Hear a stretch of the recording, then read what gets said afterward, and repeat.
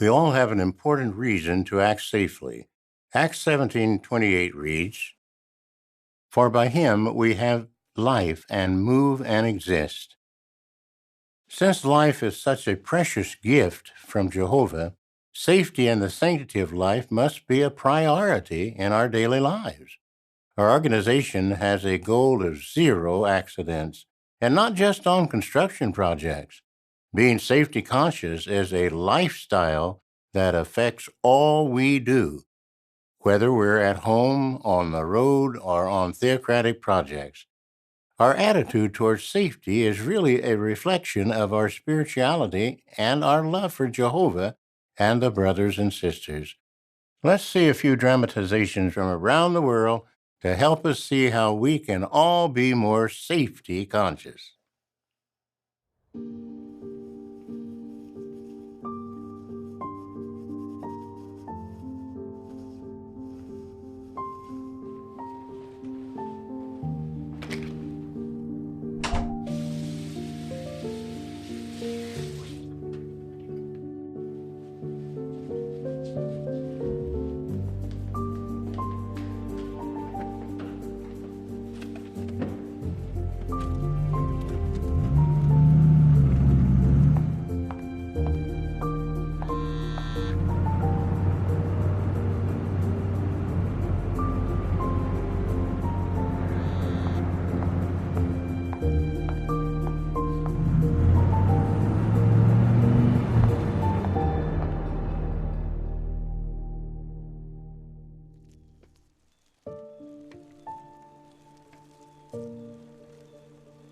That day changed everything. In that moment, I realized that my actions could have injured someone. I could even have become blood guilty. My problem was overconfidence.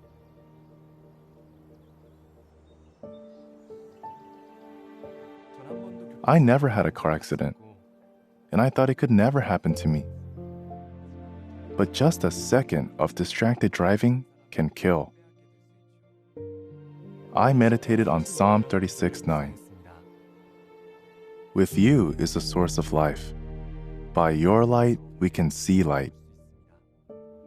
My love for Jehovah, the source of life, now affects how I drive, and even my approach to other activities. For example, I love sports, but I stopped playing those with a high potential for serious injury, and even relatively safe ones. I'm committed to enjoying in the safest way possible.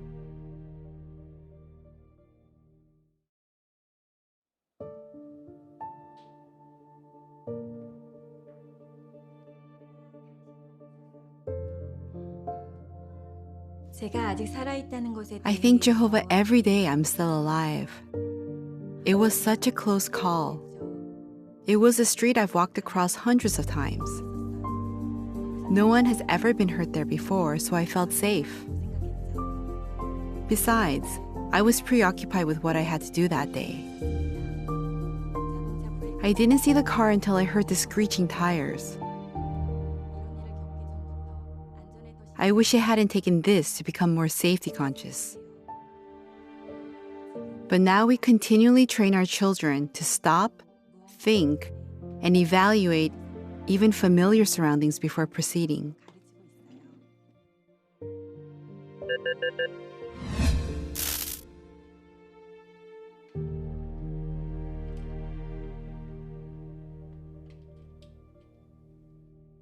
Acting safely is one way we show Jehovah how much we appreciate life.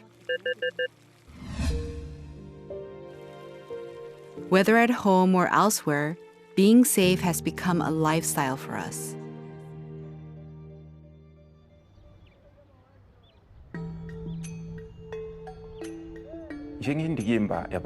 As a body of elders, we take Proverbs 22 verse 3 seriously. The shrewd one sees the danger and conceals himself, but the inexperienced keep right on going and suffer the consequences. If we take shortcuts or permit something unsafe and an accident happens, we bear a measure of responsibility of the results. We love Jehovah and our brothers and sisters too much to allow that.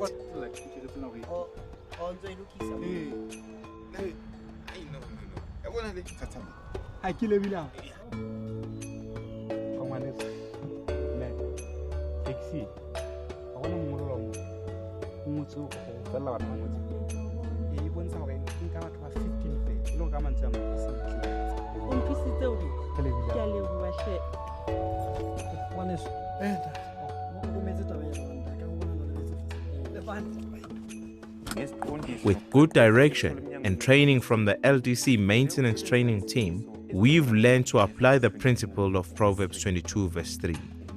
We identify potential risks before we start working and make a plan to complete it safely. We always assign the right person to a task, aware of everyone's knowledge, limitations, and abilities. And while it's wonderful to have young ones with us, we make sure they are always supervised and work with either their parents or another responsible person.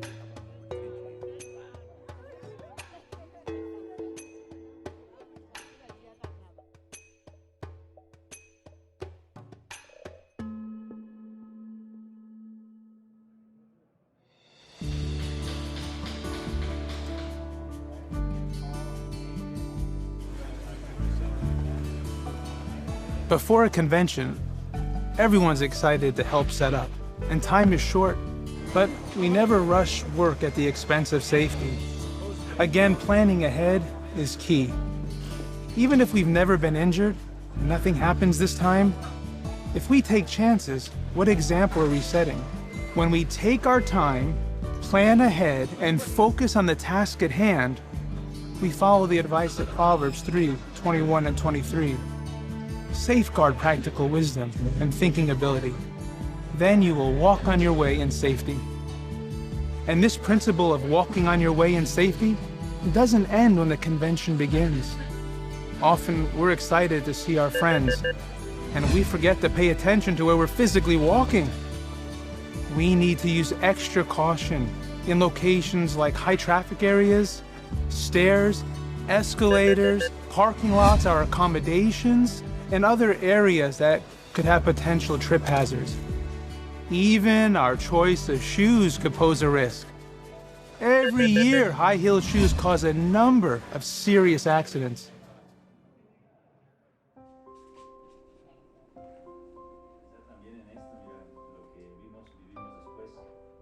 In our personal study, we realize there's a direct link between identifying spiritual dangers and physical ones.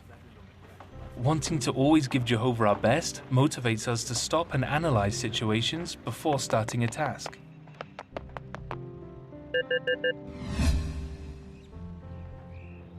I've learned that when evaluating possible hazards, it should be based on love for Jehovah and others.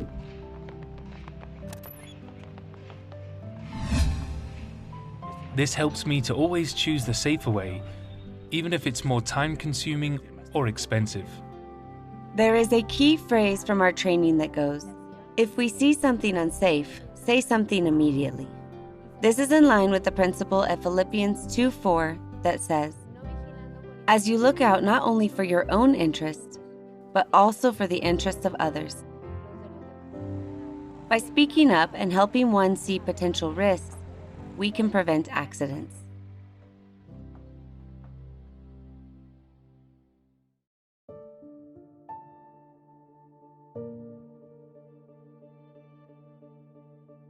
Life is a gift from Jehovah, and I want to train my children to value it. The smallest actions can save lives.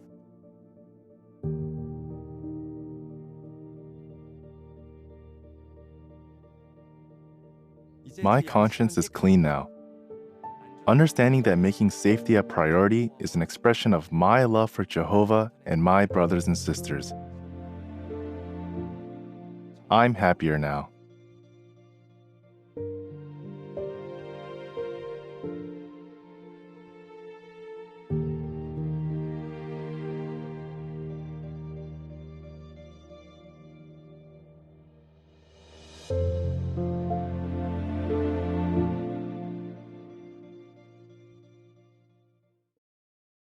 Could it be that some of our actions reveal a lack of appreciation for the gift of life?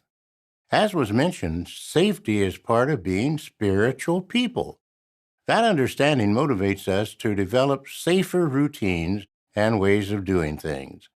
Our minds will be focused on keeping us safe by identifying risk and adjusting how we do things. This way we stay safe by eliminating or controlling the risk. The world focuses on speed and cutting corners to get things done. In contrast, we want our theocratic and personal activities to show that safety is a priority. This can be accomplished if we view safety as a reflection of our love for Jehovah and His precious gift of life.